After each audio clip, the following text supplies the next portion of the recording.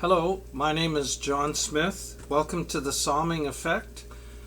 This is a weekly devotional that I share on Monday and that I encourage people to use for meditation throughout the week. I hope it will point you to the scripture, not just that we base it from, but other places in the scripture, and you will use it for devotional times throughout this week. So, my devotional thought this week is from Psalms 115, verses 15 and 16. I'll just read those verses to begin with. May you be blessed by the Lord who made heaven and earth. Let me just pause there at verse 15. This is a psalm, which is, if we were to read the whole psalm, you would see that is celebrating and offering praise to God, the Creator, as opposed to the created gods that human beings sometimes make, whether it be idols made of wood or stone or some other substance, or some of the other things that we give our devotion to instead of giving our devotion to God. Those are idols as well, whether it be entertainment or sports or some other activity or some other hobby. Some things can become idols that take the place of our devotion, our worship, and our service to God. And this psalm overall is an expression of, rejection of idols and instead devotion to God. It's a beautiful psalm in that regard. So this verse 15 is very interesting. May you be blessed by the Lord who made heaven and earth. So obviously this is talking about God as creator. But then listen to the next verse. The heavens are the Lord's heavens, but the earth he has given to the children of man. Well, what does that mean? Well, I think it's as we explore and meditate on that today, something that's very relevant is the whole idea of our responsibility as human beings for the welfare of the planet upon which we live, planet Earth. You know, there's a lot of issues that have become, shall we say, political footballs that are thrown into the public arena and kicked around. You know, there's climate change. There's energy, clean energy as opposed to dirty energy. There's what should we do with waste, especially toxic waste, or plastics and stuff that doesn't decompose and, if not disposed of properly, pollutes the environment. There's, and speaking of the oceans, which sometimes are what suffers from the dumping of waste, what about preserving water, and especially good drinking water for everybody? That's becoming an issue. Has been an issue for a long time, but is becoming more of an issue as the planet becomes more populated and we have to share more. What about forestation? We're losing more and more of the vegetation that replenishes the atmosphere with oxygen. And so carbon emissions are an issue. The depletion of the ozone, the melting of the polar caps. There's the disappearance of habitat for certain wildlife that's causing endangered species, or migrations, changes in migrations, and there's just a whole bunch of issues related to the health of the planet and the effect that we as human beings are having on the habitat of planet Earth. These are all issues, and they some of them have to do with economics, obviously. Some of them have to do with energy and industry, and a lot of them have to do with politics and government, and there's just a whole range of things that are happening in our world. It's very relevant. And so it's interesting then and relevant when we read that psalm. The heavens are the Lord's heavens, but the earth he has given to the children of man. That's verse 16 from the psalm. So what I'm drawing from this psalm today, and I think what we see is not that I'm going to make some statement here about where we should be on oil and gas, which side of the issue or what approach or whatever we specifically need to take towards those things. But in terms of all of those issues, what is our foundation? What are the guiding principles from Scripture? Well, I think the guiding principle is that God has given us the earth as human beings to look after and take care of. God is still God. He's the creator, and he's still the Lord of heaven and earth, as verse 15 says. But as verse 16 says, God has given us dominion. Well, it doesn't say it in those words.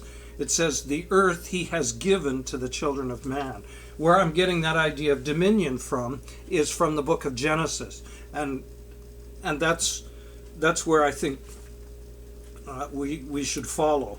From Genesis chapter 1, right from the beginning of time, this is what we are taught. Right from creation. Genesis 1, starting at verse 26. Then God said, let us make man in our image, after our likeness, and let them have dominion over the fish of the sea, over the birds of the heavens, and over the livestock, and over all the earth, and over every creeping thing that creeps on the earth. So God created man in his own image. In the image of God he created him.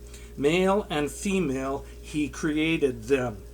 I'm just going to pause there for a moment. So you can see that this passage is talking about the creation of human beings being created in the image of God. And of course it talks about it in terms of man, uses that term man, but it's obvious from the language and the details that that term is not just talking about male human beings. It's talking about all human beings.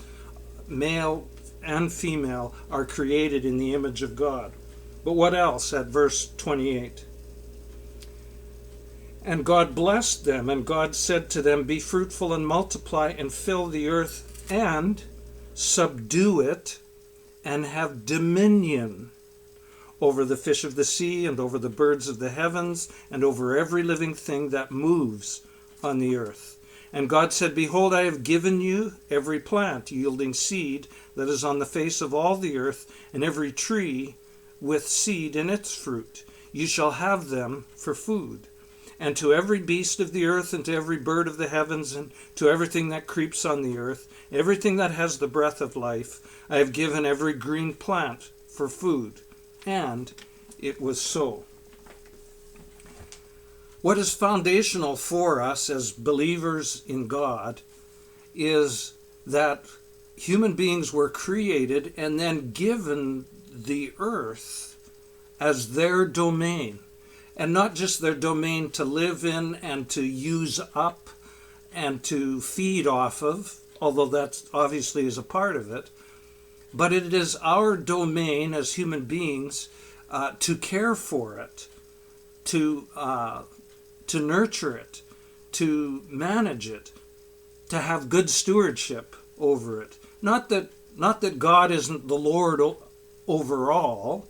He is the Lord over all, and we need to seek his will and his guidance and and his strength in carrying out our responsibilities. But a huge part of our responsibility is to have dominion, is to treat the resources that this planet gives us with care and with respect, and to manage them as good stewards, to have dominion. okay, to have dominion. And that's the principle that we work from. So, again, I'm not trying to declare what our position needs to be on any of the issues of the day that have to do with the environment or the planet or weather or any of those things.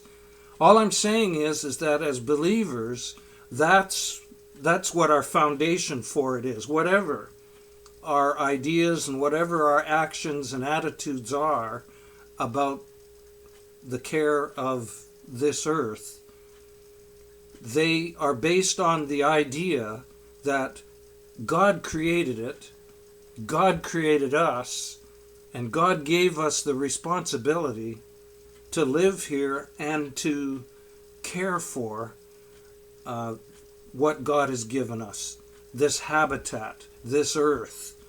You know, I had a sharp disagreement, and it's a number of years ago now, probably about 15 years ago, with someone who was a fellow believer, but he thought we didn't need to pay attention or didn't need to care about any of this. God's promised us a new heaven and a new earth, and we're just supposed to look for the return of Jesus. And what happens to this planet is not really our concern, is not really what we should be at all focused on. We just need to focus on Jesus coming again and the dawn of a new heaven and a new earth. Well, I understand a little bit of what he was saying, but I don't think the hope of eternity and the hope of a new heavens and a new earth absolves us of the responsibility of caring for the earth that God has given us, the earth that he has placed us in and that we are born into and that we are a part of. This is our domain in this life. And over this domain, he has given us dominion. He has called us to care for it. And so I think that's the approach that this psalm and connecting back to the creation account teaches us. And you know, there are many other scriptures that we could go to that talk about these things. That's what I'm thinking about today. So I would encourage you, as you give some thought, and you won't be able to help but hear about the issues that I've mentioned on the news, or even at the local level. I mean, here in Weyburn, where I live, we have some industries that are exploring the idea of carbon capture. You know, we depend on an oil and gas industry in this area. We also depend on an agricultural industry, which has a lot to do with climate and soil conditions and a lot of those issues. But we're also trying to develop technologies about carbon capture and things that will reduce pollutants to the atmosphere. It's relevant that those of us of faith who believe in a creator, that we stand for the truth, that there is responsibility on the part of us human beings to care for this planet and to care for it well. It is a responsibility and it's a wonderful privilege. So whether you're a farmer or a hunter or an oil man or a mountain climber or a water skier or whatever you do, whether you go stargazing or bird watching or gardening, whatever it is that you do, that you are enjoying the habitat that God has given you. Remember that God has given you and I dominion over this creation that we are a part of. And so let's seek his will in how to look after it. And as this psalm is emphasizing throughout, let's give him praise and glory for our God as creator. In 21, he's still the one.